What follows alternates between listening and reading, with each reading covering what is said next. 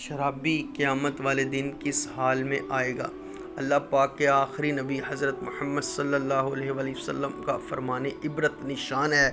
قیامت کے دن شرابی اس حال میں آئے گا کہ اس کی گردن میں شراب کا برتن لٹک رہا ہوگا اور اس کے ہاتھ میں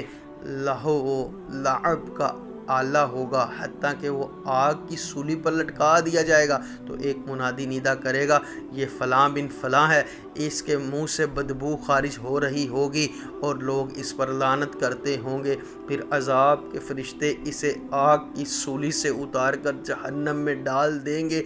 جہاں 1000 سال تک جلتا رہے گا۔ پھر پکارے گا، ہائے پیاس، ہائے پیاس، تو اللہ عز و جل بدبودار پسینہ بھیجے گا تو وہ پکارے گا، اے میرے اللہ پاک، مجھ سے اس پسینے کو دور فرما، لیکن ابھی وہ پسینہ دور نہ ہوگا کہ آگ آ جائے گی اور اسے جلا کر راکھ کر دے گی۔ پھر اللہ پاک اس کو دوبارہ آگ میں سے پیدا فرمائے گا تو وہ کھڑا ہو جائے گا، اس کے دونوں ہاتھ اور دونوں پاؤں بندھے ہوں گے، اس سے زنجیروں کے ذریعے منہ کے بل گھسیٹا جائے گا، پیاس کی وجہ سے چلائے گا تو اسے کھولتا ہوا پانی پلایا جائے گا، بھوک کے لیے فریاد کرے گا تو کانٹے دار درخت سے کھلایا جائے گا جو اس کے پیٹ میں جوش مارتا ہوگا۔ دوزخ کے نگران فرشتے حضرت مالک علیہ السلام کے پاس آگ کی جوتیاں ہوں گے، وہ شرابی کو پہنائیں گے،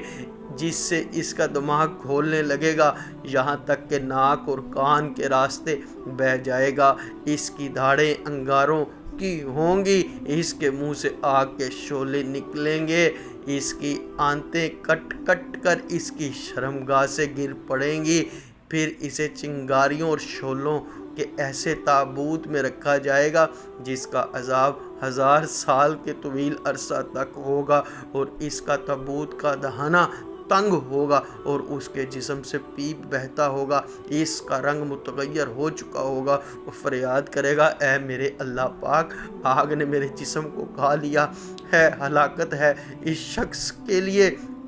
کہ جب وہ فریاد کرے گا فطرات تو اس پر رحم نہیں کیا جائے گا،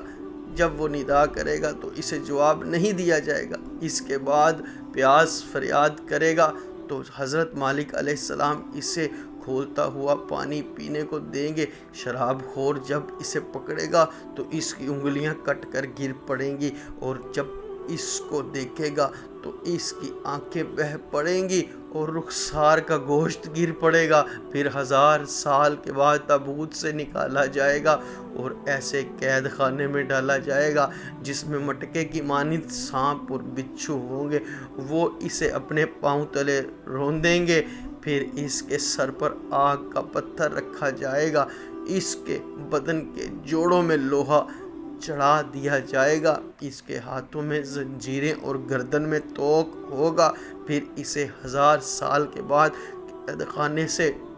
نکالا جائے گا تو عذاب کے فرشتے اسے پکڑ کر ویل نامی وادی کی ایک طرف لے چلیں گے۔ یہ جہنم کی وادیوں میں سے ایک وادی ہے جو دیگر وادیوں سے زیادہ گرم اور زیادہ گہری ہے، اس کے سانپ بچھو بھی زیادہ ہیں۔ شرابی 1000 سال تک اس وادی میں جلتا رہے گا، پھر فریاد کرتے ہوئے، یا رسول اللہ، یا رسول اللہ صلی اللہ علیہ وآلہ وسلم پکارے گا تو مومنین پر رحم و کرم فرمانے والے